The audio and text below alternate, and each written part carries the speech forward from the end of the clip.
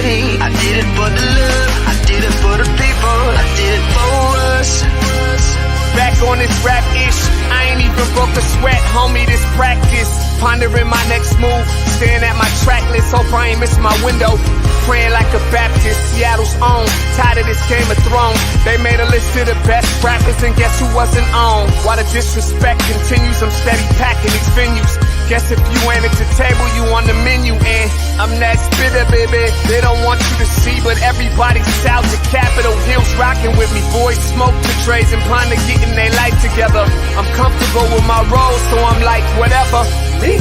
I ain't got a job, but I work hard. And you don't work hard, but you got a job. The irony is I'm judged while you feel the applause. I'm slept on, that's why I had to set this alarm. My dudes is armed, I'm armed with this arm charm. Body banging like she got that cream from Barry Bonds. Yeah. I did it for the city. I did it for the love. I did it for the people. I did it for us. That Dre season is here. A real hitter with a mic, I'm everything that they fear. With that hood ain't the same, I was all on their ass, I'm level-headed. So yo, my dudes love when I spaz. And I'm so over Seattle's passive-aggressive attitude. They don't call you back, what they really saying is F you. While I'm from the same place, I move at a different pace.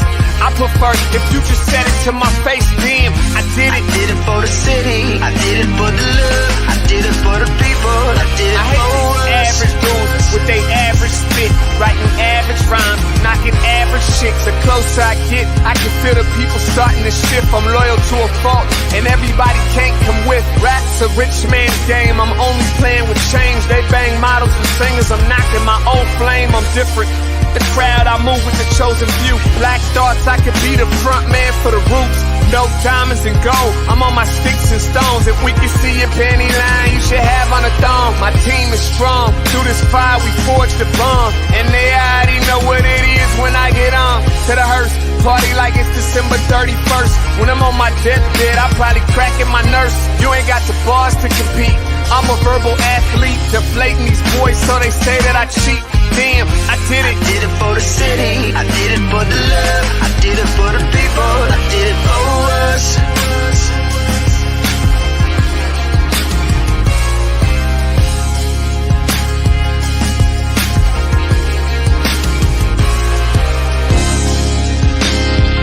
Yeah. I should probably start by apologizing for the long wait, man. You know, I know I be tripping. But I'm not just a rapper, I'm an artist. And, you know, my creative process is a little bit different than most. Nonetheless, I want to welcome everybody out to the Dre's Experience. I got TCF in the building. My whole camp's here with me. I got the band in here laying this cool-ass vibe. And I'm Seattle's own. Let's get into it. Welcome, everybody. Grand Rising and good morning to you all. Happy Monday to you. Welcome to the Morning Update Show. I'm your co-host, Trey Holiday. And once again, a bit of a soggy Monday, but we definitely have some great energy going on right here at the Black Media Matters studio. I got to bring in my guy, my co-host, my partner. What's up, O? Soggy. Yes, that's an understatement. Trey Holiday, what's happening, man? Hey, how are you, my friend? I'm doing good. It's a new week. You know what I'm saying? I'm glad last week is over. It was a lot going on, huh? Yeah, a lot of information, but honestly, you know, again, shout out to Black Media, man, you know, setting the tone. Yeah, no, this is dope. I'm actually, excuse me, I might have to put this graphic in the show tomorrow. Because I haven't posted too much at all about all this news from last week. Just kind of been in the back route, you know, seeing if other media is going to pick up the story and do something with it. But Cheryl Thompson Morton and Cheryl, there's an organization out there that basically it's a group of us, black media outlets. So it's over 300 black media outlets across the country, right? And she tweeted out this morning, Black media is powerful. This investigation happened and the truth came out because of Converge and Omari asking for the evidence. Black media still matters, y'all. You know what I'm saying? And so like, it's dope because there's all these black media companies across America, like this morning, like hit me up. You know what I'm saying? So it's a good feeling. It's good to be here in this Black Media Matters studio. Absolutely. Every single day, it is a blessing to be able to be a part of that larger voice happening across the country. Man, shout out to everybody who's really seeing themselves as part of the solution in Black media. Already. Man, we got a great show lined up today and a great week. We got Sean Goode here, and we're going to be talking about a few different things. Sean Goode, Executive Director of Choose 180. They have a lot of different relationships here in the city, but it's particularly one in the King County Prosecutor's Office. And King County Prosecutor Dan Sattreberg said that he's not going to run for reelection, so we'll talk about that. And also some of the new electeds that are in office. We're going to see, we'll have a discussion there.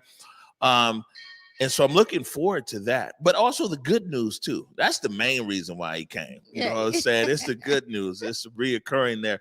But, this week on Wednesday, we've got Brian Callanan, Seattle News, Views, and Brews. Man, he's got one of the best voices ever.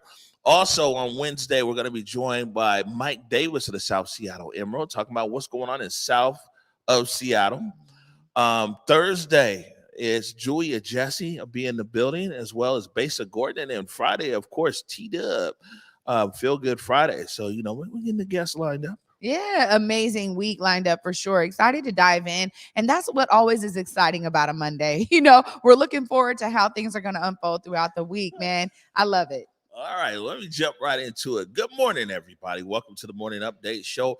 And right now is the perfect opportunity for you to tag and share the stream. Go ahead and tag and share the stream with people you feel would appreciate culturally relevant news and information emanating from right here in the Emerald City. Want to give a big shout out to our partners over at the South Seattle Emerald, and also KBCS 91.3 over at Bellevue College. Also want to remind everybody that you can watch the Morning Up. Watch where you're watching now. You can listen to the Morning Update Show anywhere that you listen to your favorite podcast. You got SoundCloud right there and in the links. But you can also find us on Google, Spotify, iTunes, anywhere that you listen to your favorite podcast. All you have to do is search Converge Media Network. Also a reminder as well, man, they got something called the Delta Crown. We ain't even gonna go into that today. Oh my gosh. If you need to get vaccinated, or you need a booster shot, or you need testing, or you got questions, we got a link going in right over there. Salman's dropping in from Public Health, Seattle, King County. They can help you out with all of that. Yeah, no, you're talking about Delta Crown. I heard flu Rona. To be honest, it just feels like there's a mix. Really right now, it's a great thing that we have an amazing resource at Seattle Public Health King County, because it's necessary. I think a lot of people are getting sick. And just this weekend, trying to find something as simple as NyQuil. It was off the shelves, bro. It was off the shelves. Everywhere I went, I had to go to 5 different stores just to find it. And honestly, it's just a testament to people trying to do everything they can to heal their family members. Man, lots of folks are getting sick out there. Yo, what's in right now is the naturopathics. The naturopathics is popping. People are like, because even at this point, like a year or 2 years of taking all this stuff over the counter, your body is like, you know what I'm saying? But yeah, click that link there if you need to get vaccinated, or if you need a booster shot, anything like that. In some cases, they can even come to your house, chop it up. But also, if you got a question, Sean Goode's here. One of the things he always talks about, space and grace. And every time there's a new variant or a new direction or misdirection from the CDC, our people who are vaccine hesitant become just a little bit more hesitant. And I don't think people realize that, if you was already hesitant and kind of watching on the sideline, and CDC says this, then it's like the hokey pokey sometimes. Put my right leg in, I take my right leg out. So it's understandable that people are very hesitant, and we're working on something right now with Public Health, Seattle, King County, because I think it's important that you won't just shun the voice of people who are hesitant about the vaccine. Yeah, I agree. And this is an ongoing conversation as we all learn. And I think there's a lot of, we're seeing people who are vaccinated get these sicknesses, get these new variants. And so it does bolster questions around hesitancy and more concerns around the vaccine in general. So, again, this is really an ongoing discussion and conversation. I'm glad we'll be working with Seattle King County Public Health to really try to root some of that stuff out. Yeah, no, for sure. And what else we got? For culture. So we got the ad. It's going to play a little later on. But man, this is good here. This is for cultural producers. I said that right? Creative producers. Maybe it's both. But anyways, they got the bag for you. They got a relief program going, and it's now until the early next month. But we're gonna put the link there in the comments. Huh? Oh, okay, my man. So he's already on it. My bad. So basically, it's relief in grants, $1,000 to $12,000. And so if you're a cultural producer, you know what I'm saying, and we'll play T-Dub's spot a little later on here, but I want to make sure and be intentional about talking about this because there's people clearly that still need relief. And like I said, $1,000 up to $12,000. And, you know, you could have a formal business or informal business. I'm encouraging people to click that link. Yeah, absolutely. I mean, this is a sector that we know has been hit really hard during this pandemic. And the idea is that what we're seeing right now, and when we started to really see these resources flow in last year, is that there's really a large amount of resources that are flowing into communities and into particular organizations and individuals that have been doing this kind of work on the ground for a long time, or even if you just started doing this work. The idea is that now there are some relief funds so that you can continue in that work is really key. And I love that T-Dub sums it up so well. And one of the things that I really appreciate is talking about the application process and the help that is there. You know, as we interviewed some folks from For Culture, we realized that they were being really innovative and intentional about how they were not only just getting this information out to community, but how they were supporting organizations and individuals through the application process. You heard it there. Click the link. Get to the money if you're a cultural producer and man, you need some relief for recovery. Like I said, big shout out for Culture. Those guys are always so intentional. You know, I mean, they reach out from that office in such a sincere space in making sure they want to get these messages out. So man, Trey Holiday, it was good. It was Feel Good Friday last week because it was a feel good day and not a news day. But man, it got funky last week here, huh? Yeah. I mean, it really did. I think this is always the case for us in media when certain news breaks. There's going to be some type of energy where we have to then describe it to our audience, describe it to the community. And also, oftentimes, it involves us understanding how it's hitting us personally. So it's a conundrum sometimes. Yeah, no, for sure. I think most people watch this show. You guys know that last week, the Office of Police Accountability, they released their closed case summary on what we've always titled the SPD Proud Boy hoax case. I think, you know, my original email I sent to them almost 14 months ago, that's what it was called. And yeah, they released their findings. I mean, it was something that we knew, at least I knew back in January of last year. Once they said they couldn't find the body cams, it was confirmed to me as a hoax. You know what I'm saying? But, you know, you let due process, whereas I didn't say anything, never mentioned anything or anything like that. But it came out and, well, a few things happened, Trey. I mean, one, the slow pace of this thing coming out now pushed it from 1 year to another, from one administration to another. You got people who are no longer on the force, you know, everything else. You know, whether people voted for Herbold or didn't vote for Herbold, his opportunity to, like, you know, come in and, you know, I mean, he was, you know, go team, you know, trying to, his route of it that's blown up. You know what I'm saying? Like, people are totally activated.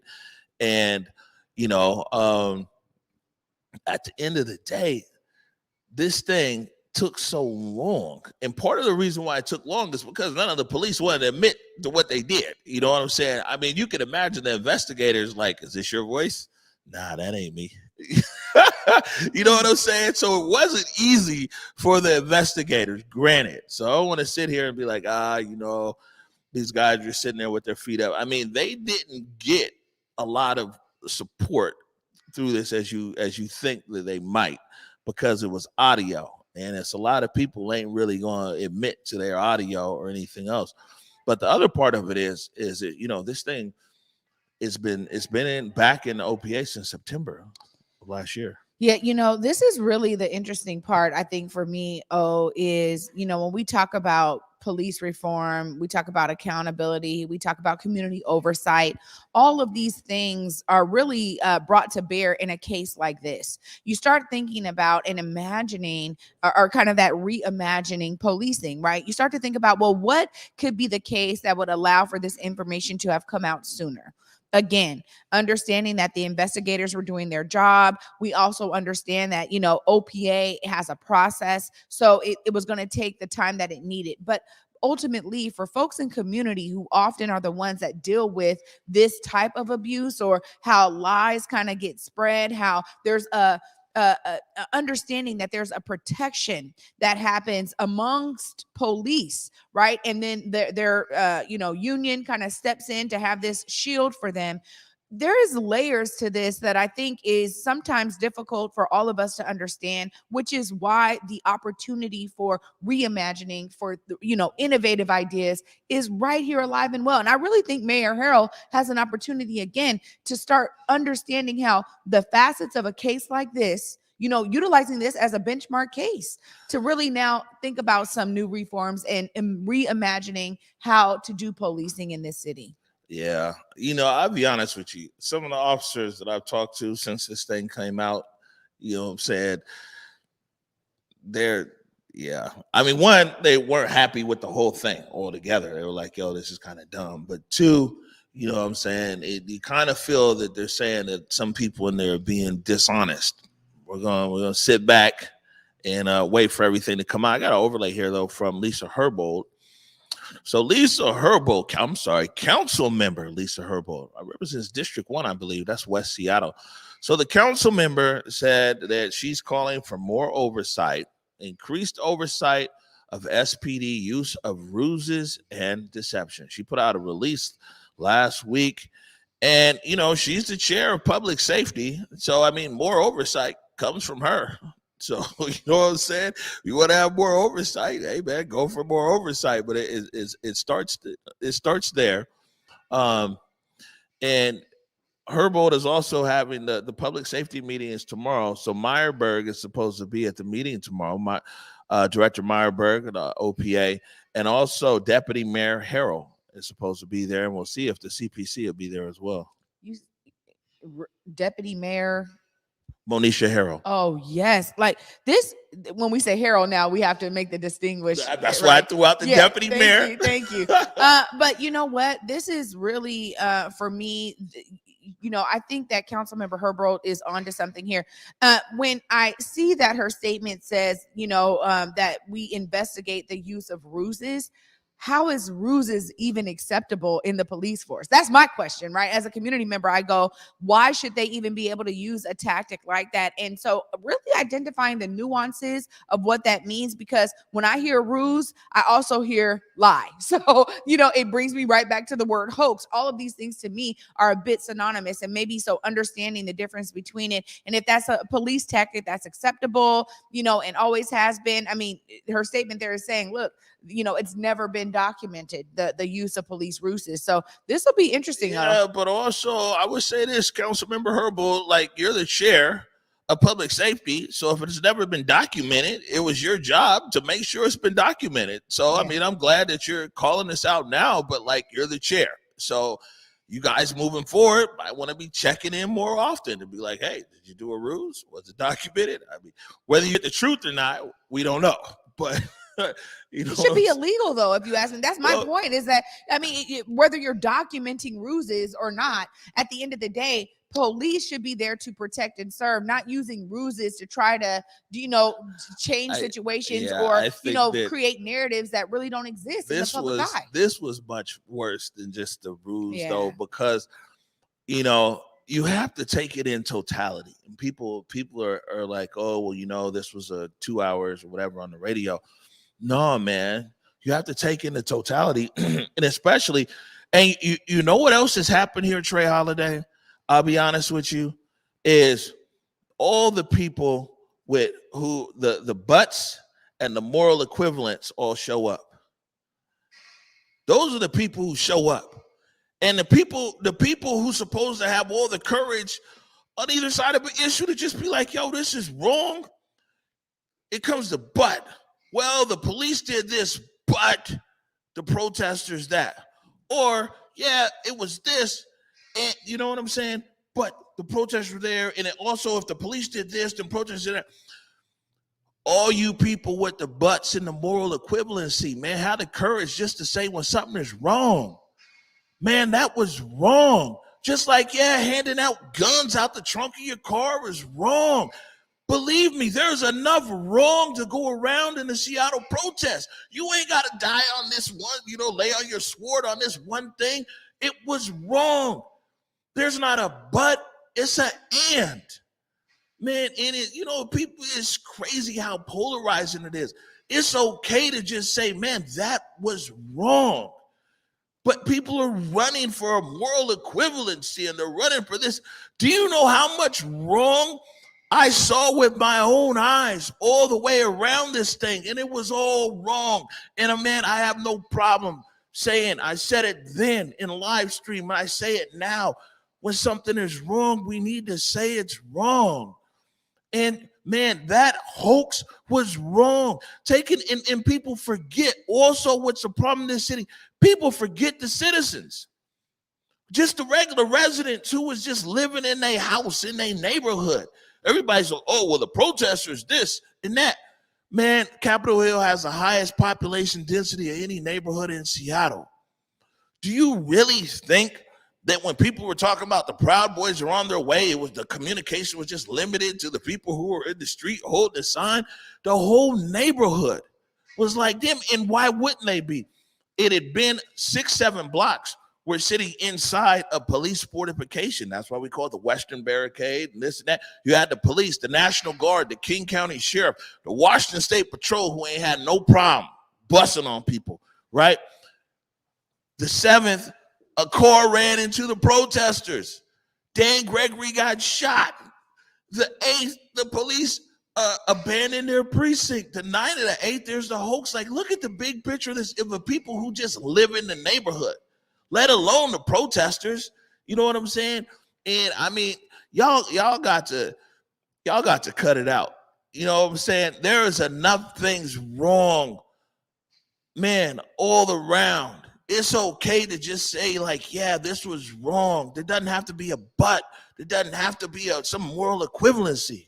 You're really bringing up a good point here. And I think it goes to the larger picture of the polarizing nature that we've experienced in this country, really a growing polarization. So if you say something is wrong, does that mean that then you're going against maybe a more conservative viewpoint you have about other things? That's the problem here, is that right is right and wrong is wrong. However, and I've seen this on both sides. It's not just whether you're conservative or liberal or whatever, Democrat, Republican, whatever it is, but this idea of choosing sides, that this is the side I'm on. So if this is the way my side is rocking, then I gotta go again. I gotta go with that. If that means that I have to go against this thing, then I got to go against this thing because that's the way my side is rocking. So in my mind, I see this as a larger issue because people do have a problem saying when something is wrong, when their side is not saying that it's wrong, right? For you to be the outlier, knowing that, hey, this is where these are my people. This is where I feel most comfortable. So if it's kind of this idea of like the herd mentality, you're going along with the herd. A lot of people out here, Omari, unfortunately, are sheep.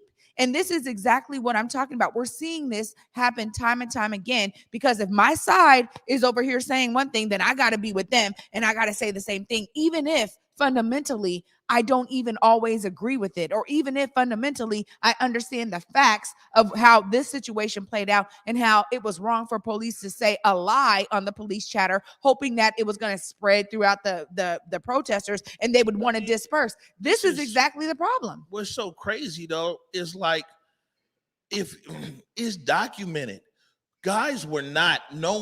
people weren't going to en masse leave Capitol Hill, especially over there by the Western Barricade, to go anywhere in the city. You know why? Because on Capitol Hill, you had your mutual aid. There was food over there. Gourmet sandwiches getting delivered. You had security over there. You had medics over there. So people aren't. That's why. Hello, that was a sustained protests in the neighborhood because all the resources to sustain the protests were right there. Even businesses at the time were opening up their business for people to use the restroom. So what would make anybody think that people would leave all of their resources? You're leaving there, you're leaving your medics, you're leaving your food. Remember, there was even massage tables over there for protesters. Yeah. You're leaving security and everything else to now run downtown. I mean, this is stuff we was reporting in real time because people would come over there with their bullhorn and be like, hey, let's go down to Volunteer Park. Let's go down to Westlake. People were like, nah, our issue is right here. 11th and Pine. Yeah, I mean, this is very clear. And also, too, it's another indicator of the trying that same use of fear tactic. You know, we have seen this in our country over and over again. The ideas around major communications, wrangling the fear of people to try to control people. That's exactly what we're talking about here with regard to, hey, you know, Proud Boys are on the way. People are supposed to get afraid of that and disperse, go back to their homes, when really they were out there for a public freedom of speech ideal, that it was wrong what the police had done right there in that area, stemming from police brutality nationwide. So ultimately, this idea and use of fear is nothing new. It didn't work, clearly. And honestly, it showcases the resilience of the people once again. And you're right, Omari, there was too many resources out there for folks to be like, oh no, I gotta go somewhere else. It didn't work. What nobody leaving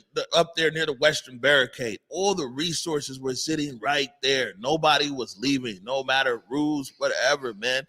You know, so anyways, Councilmember Herbold is going to have this discussion tomorrow, and we'll see what Director Meyerberg says and Deputy Mayor Herbold, and we'll see if the CPC is present as well. But I'll be honest with you, you know what I'm saying? We've been quiet on this for almost going on 2 years, but man, there hasn't really been an outside objective investigation as to what happened. You know what I'm saying? And until the truth really comes out, and these guys, the city leaders, have done the citizens a disservice by, one, not taking ownership, not being, how do we get ahead of these things? How do we get to the bottom of it by drip, everything else? I hope that the powers that be find, you know what I'm saying, some outside, whatever, investigator, prosecutor, special, whatever, to really look at all of this, man, because believe me, the truth is not being told. And, you know, I'll leave it there for now. Yeah, this is going to be interesting. Again, I think you're right about the drip. And I also think that the unfortunate part about, you know, Seattle protest movement during there in the CHOP era is that I think there's a lot of people that are in power that really just want to kind of try to sweep it under the rug and move forward. And that's not the way to go about it. There's also people that ran their whole campaign based on fear tactics around the protesters. You know what I'm saying? You know, they ran their whole campaign based upon villainizing the protesters. You know, they sure quiet on this, though. You know, drove people to the ballot box. Oh, the rioters, the this and that, everything. Where you at? Anyways, I got a handcrafted motion graphic coming up here for our good buddy Sean Goode. There it is. All right, Sean Goode, Executive Director of Choose 180, is in the building. I think that we need to transition to good news. I was getting ready to come in here and, man, me and Sean gonna spend up all the good time talking about this mess out here with these people. We need to nourish our soul. Is that okay with you, Sean? And if there's any time left, then we'll circle back around Sattreberg and election. You know what? We here for us. We're not here for them. Okay. That case, we're gonna take a quick break. I'm gonna jump off set. When I come back, Trey Holiday is joined by Sean Goode with some good news. You're watching the Morning Update Show.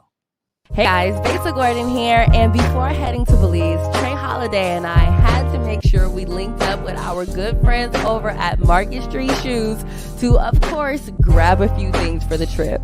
From bags to socks, shoes, sunglasses, earrings, and more. Before going on any trip, make sure you stop at Market Street Shoes. Trust me, you'll find just what you need to make your trip not only enjoyable, but fashionable.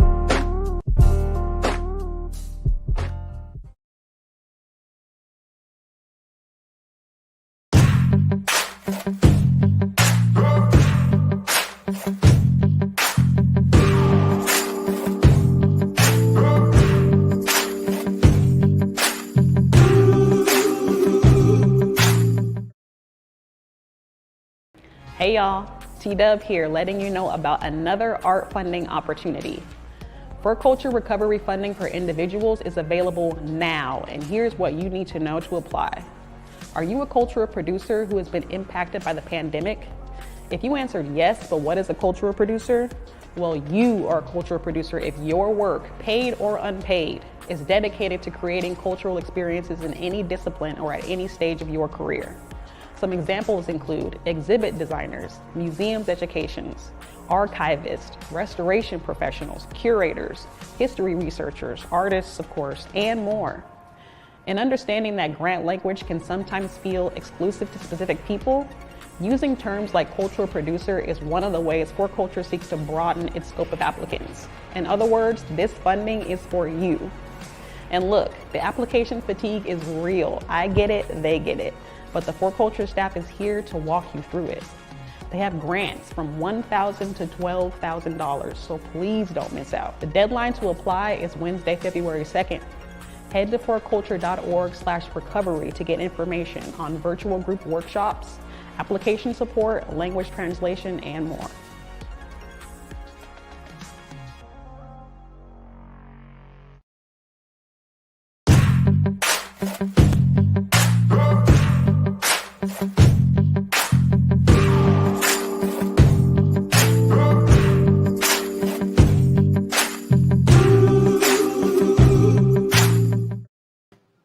Hi, everybody. I like that little music. It always kind of gets me rocking. Welcome back to the Morning Update Show. I'm your co-host, Trey Holiday. And joining me on the set right now is my brother from another mother all day long, Sean Goode. What's up, Sean?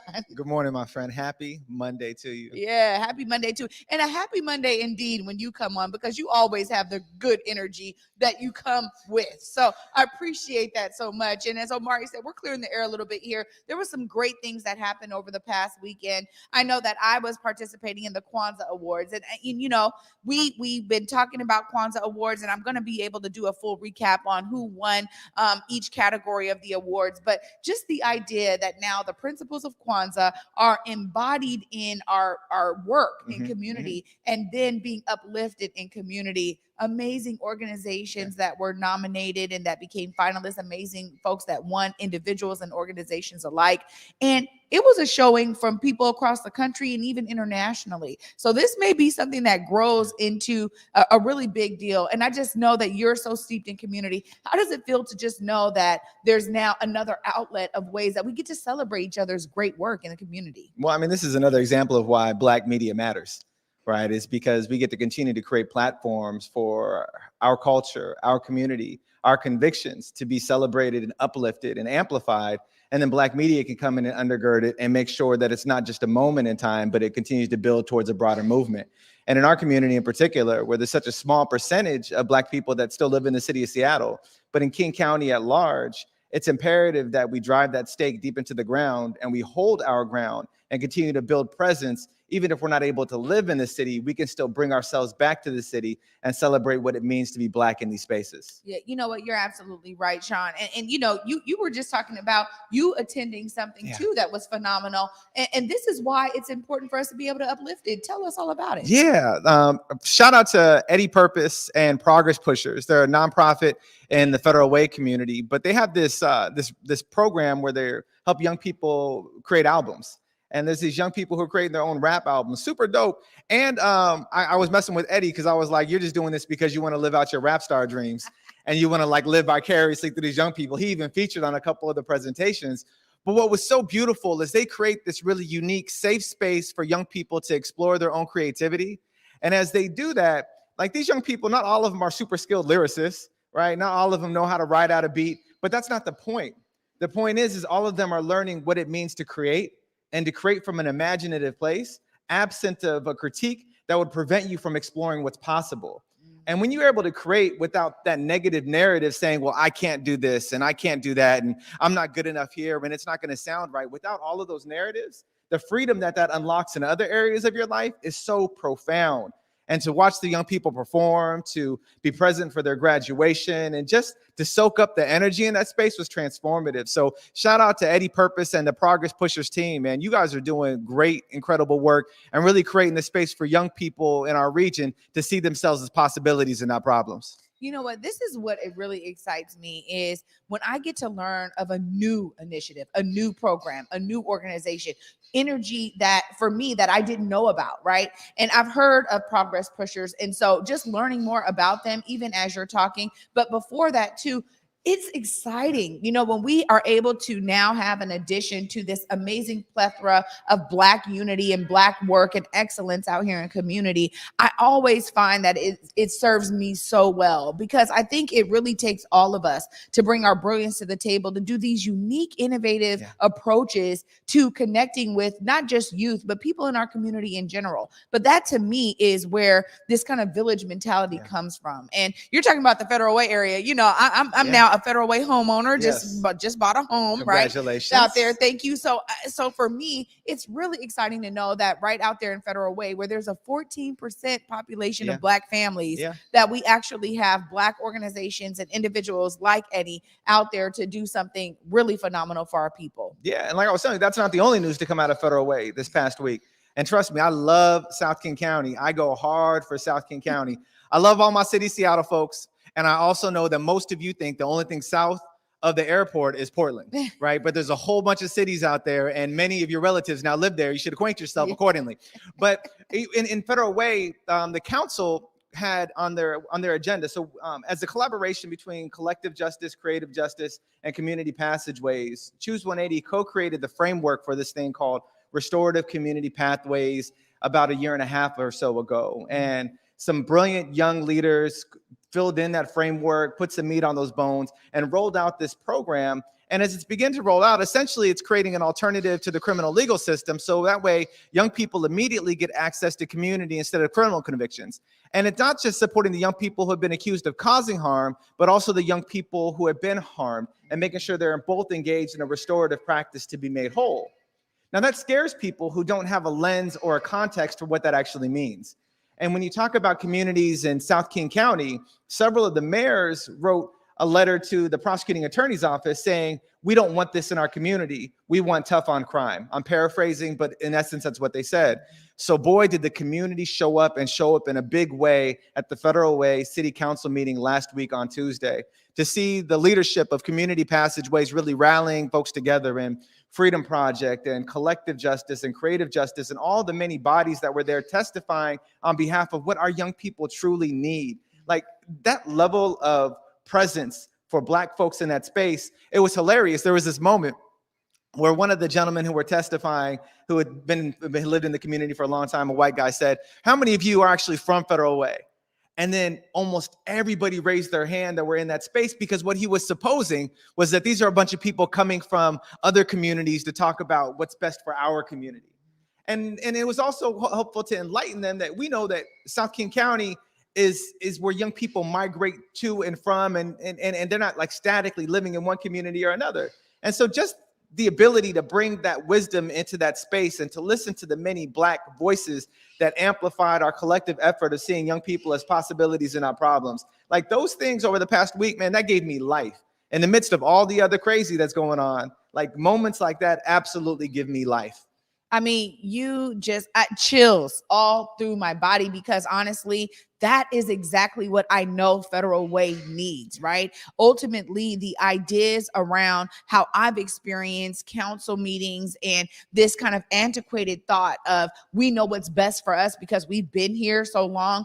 My energy that I bring to Federal Way into public spaces when I'm engaging myself in the civic process is to identify that the demographics of Federal Way have changed dramatically. And what is the city doing from a city perspective and an effort to really acknowledge those new voices? So the fact that this happened is huge. And I will say that, months ago, maybe just a couple months before you guys were able to convene like this, there was a council meeting regarding, community oversight of policing. And unfortunately, that resonating voice of Black people and what we know is best wasn't present, but there were several folks on there that were like, look, we are trying to scream from the rooftops to get you to understand that we need new approaches and that we need community oversight. Of course, a lot of folks on the call, kind of like that guy asking that question and presuming that, oh, you guys are not from Federal Way. A lot of folks are saying that's not what our community needs. We know we support our police. We want them to do their jobs. But the idea is that we're now starting to really break down some of those antiquated ideologies that I think keep a city kind of, not really moving forward progressively. Federal Way has an opportunity to change that. It's great to hear that, Sean. Absolutely. And it needs to be regional, right? Yeah. I mean, like I'm a child of South King County. I lived in Kent. I lived in Federal Way. I lived in Burien. I lived in Des Moines. Only place I didn't really live was Auburn, right? And so anywhere that 174 would go, shout out to everybody that grew up out there. Shout out to all the Metro Transit bus riding young people that know how to hold your transfer right. You know what I mean? Like, anywhere that 174, 132, 130, 166 would take me, I would go. I know y'all got your 7s and all the, I'm just making sure I'm creating space for the folks that grew up where I grew up to hold their own. I remember the SeaTac Mall before it was the Commons. I remember putting quarter after quarter into Tilt and wasting my money on that Ninja Turtle game, right?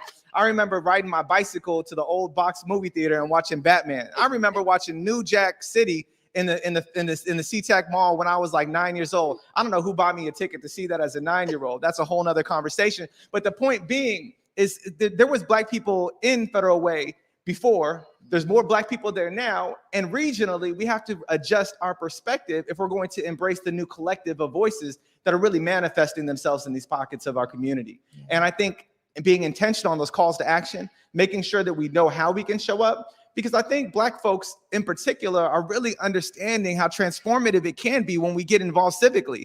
When our voices begin to amplify in these council halls, all of a sudden they can't make these decisions absent of considering who else is impacted. And it's powerful. And so, yes, let's continue to engage, not just in Federal Way, but throughout South County. We saw some of the craziness happen in Kent recently with the whole, the assistant chief or something like that with the Nazi insignia. And then the Kent mayor is surprised that there's an there's the outlash in the community and that they don't want that officer on the force. That's just because they're not in touch with the voices of those who are there now and really deeply rooted into the narrative of the antiquated past.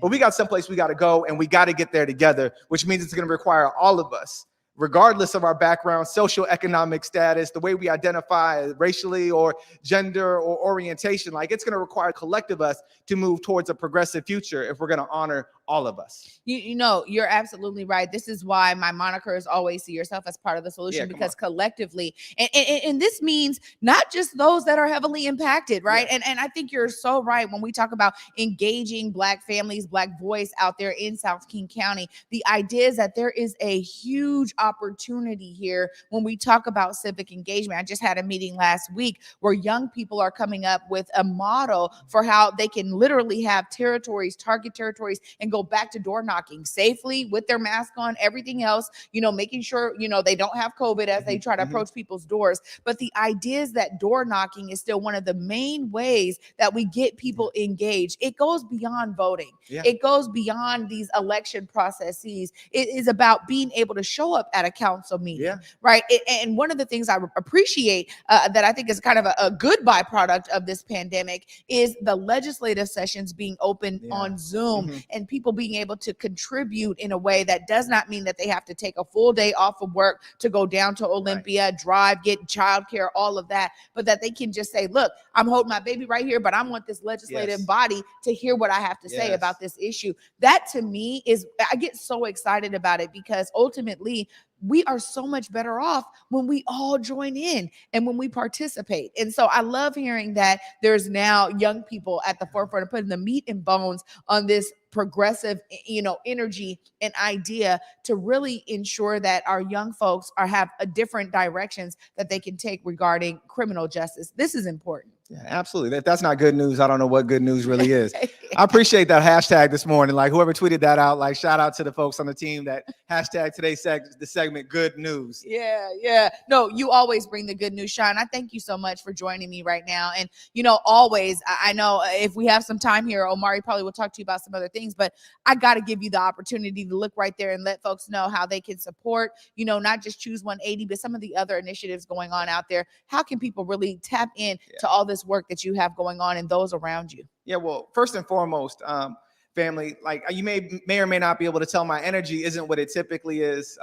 My wife is out of town supporting my in-laws, her parents. She's been gone for a couple weeks, going to be gone for a couple more weeks.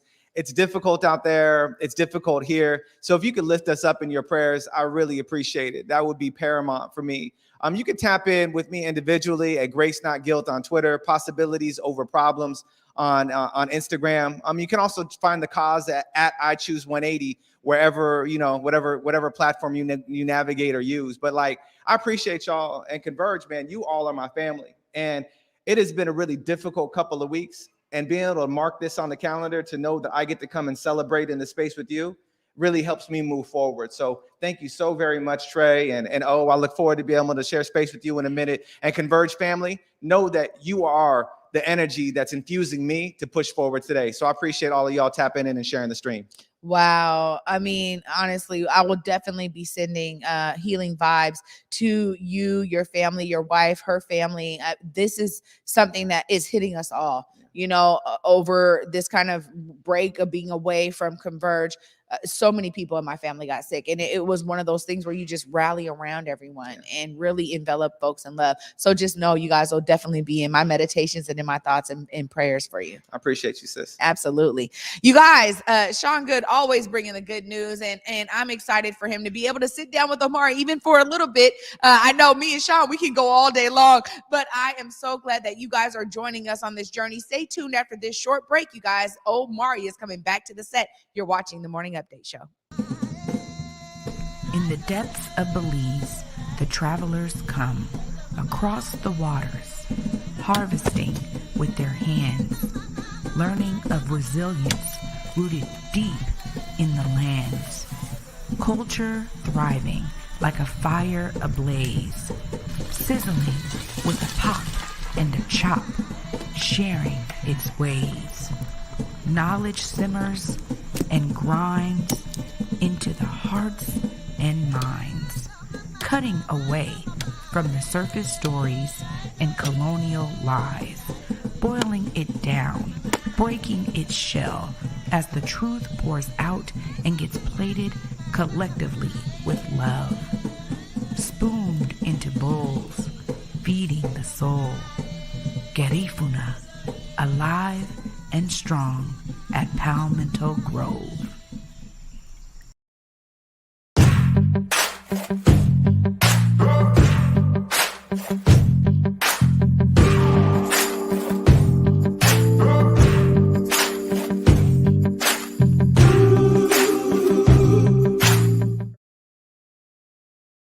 Hey y'all, T-Dub here, letting you know about another art funding opportunity.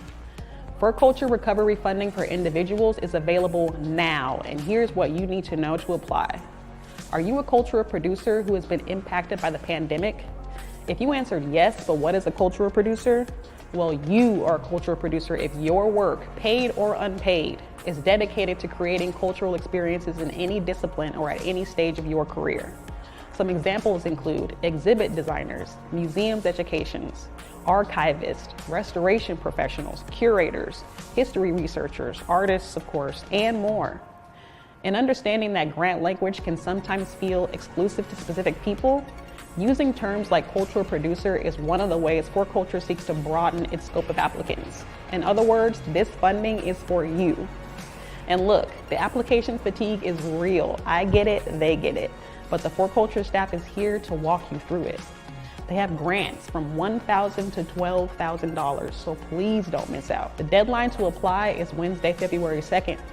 Head to forculture.org/recovery to get information on virtual group workshops, application support, language translation, and more.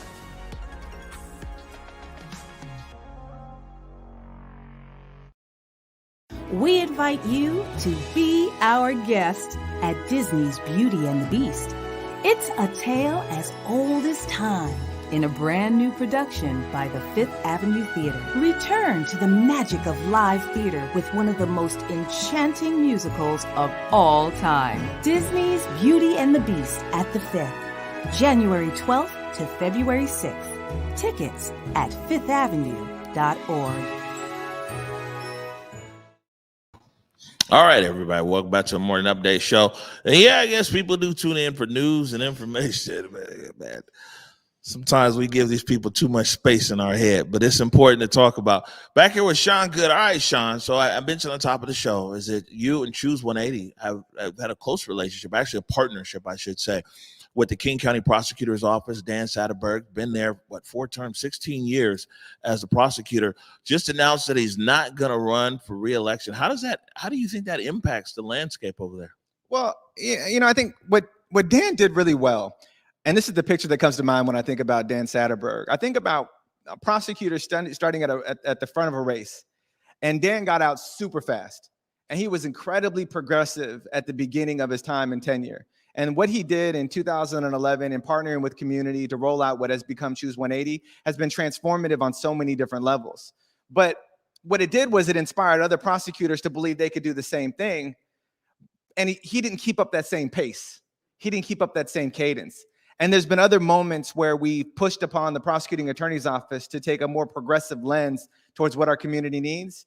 And instead of continuing to strive and reach forward into what can be, there was these moments of falling back into the narrative of what is.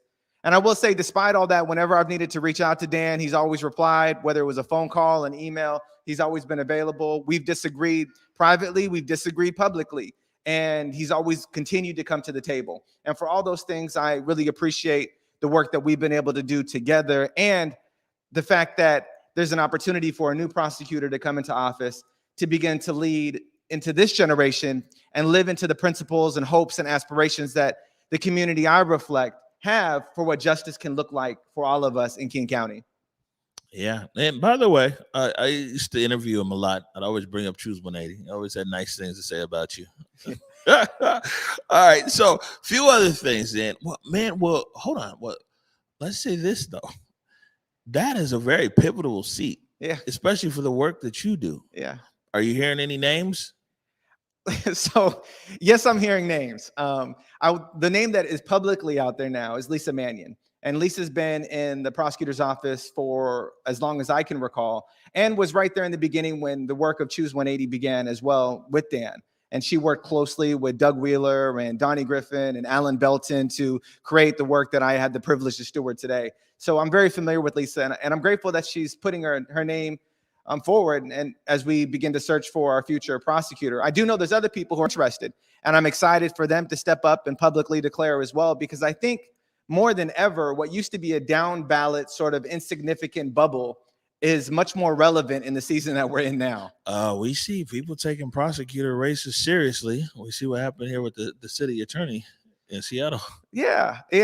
And I think that King County at large probably takes a different lens than the city of Seattle does when they consider what justice needs to look like.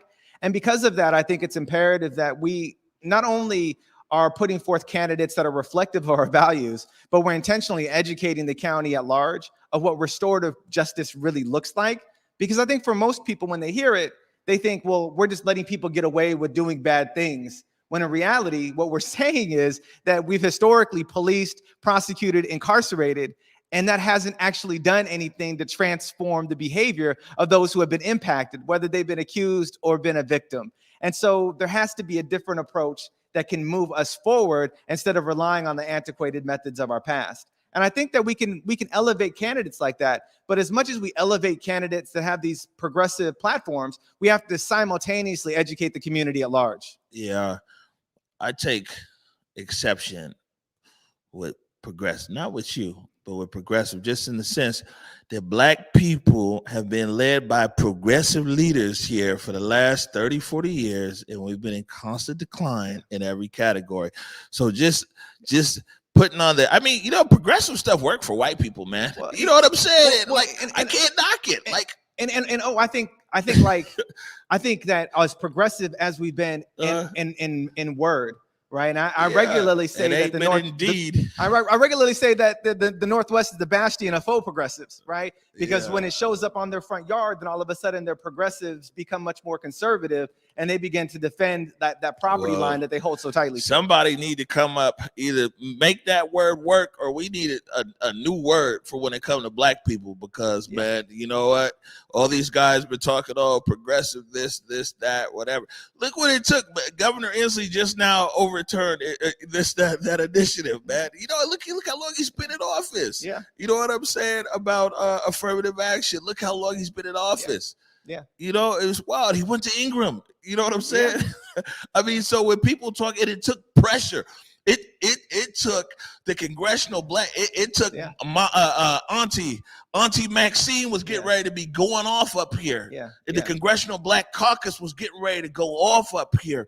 And Governor Inslee avoided a time bomb by go ahead and changing that I forget the exact name.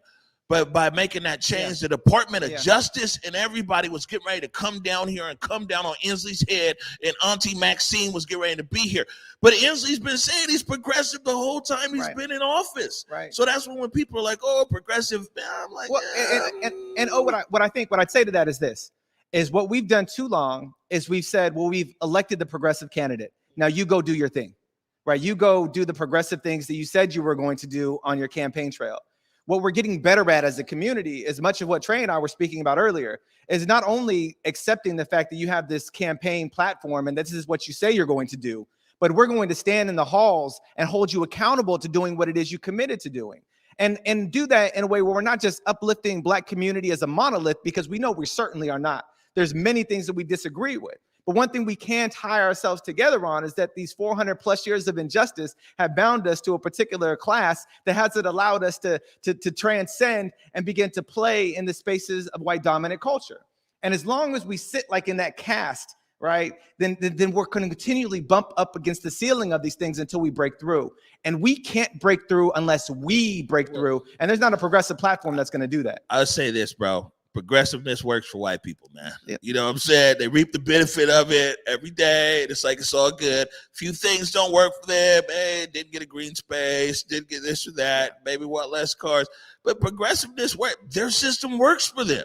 Yeah. So their candidate, when they do elective, they do deliver for the white people who benefit from progressivism, man. And I'm just saying, I don't know what the answer is. Yeah. All I'm saying is like, you're right.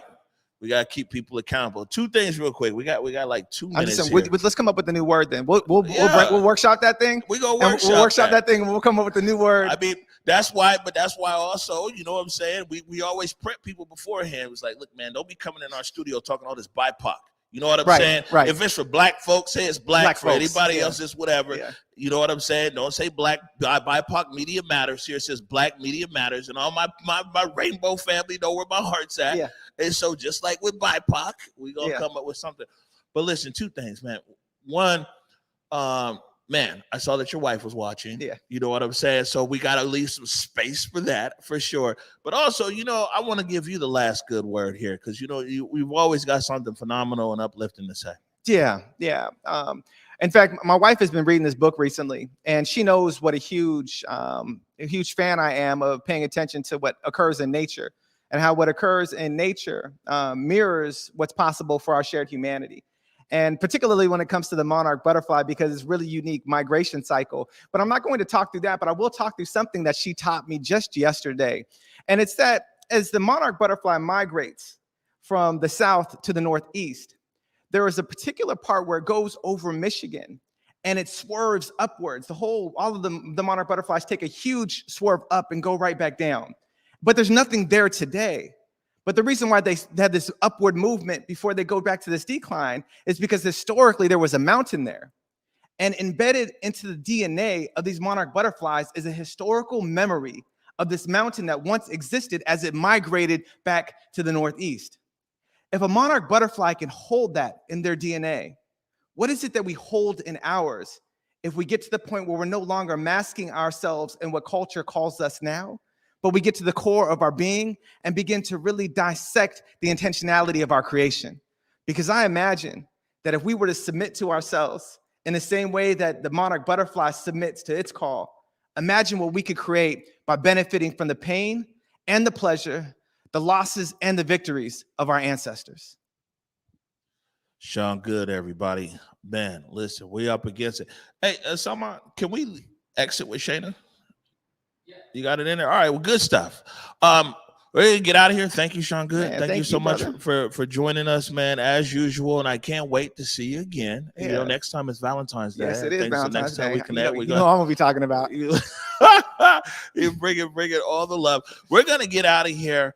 And we're gonna leave you with Shayna Shepherd with the song "Hope" that she recorded right here, man, and it's getting some traction out there. And we're really proud of her and really proud of the song, and actually directed by Salman. Good stuff. On that note, want to remind you, go forward right here, Sean. There you go. See, the director's like, good shot. Go forward in your purpose. Go forward in your humanity. Until tomorrow at 11 a.m. Peace.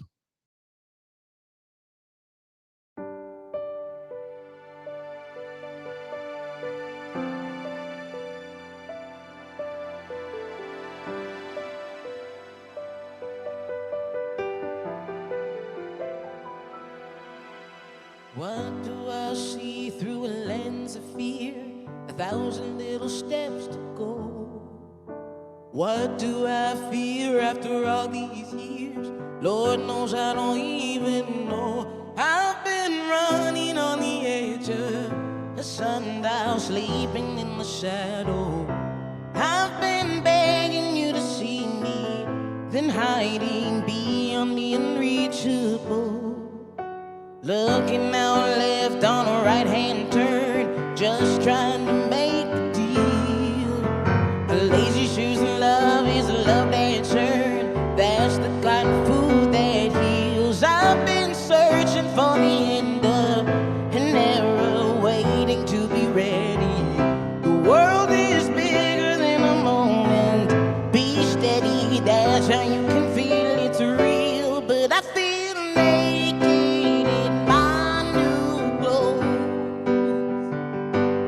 I got used to hiding the holes. This whole world got new tricks and I'm in the thick of it. This I swear I'm already sick of it. At least I found the antidote. Oh.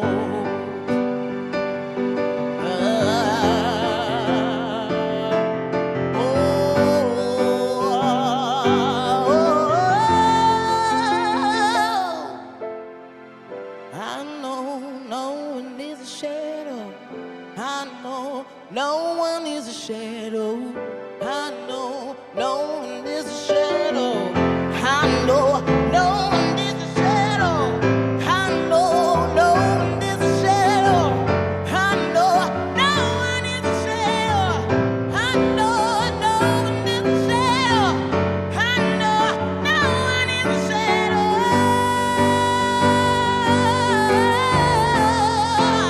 No one is a shadow.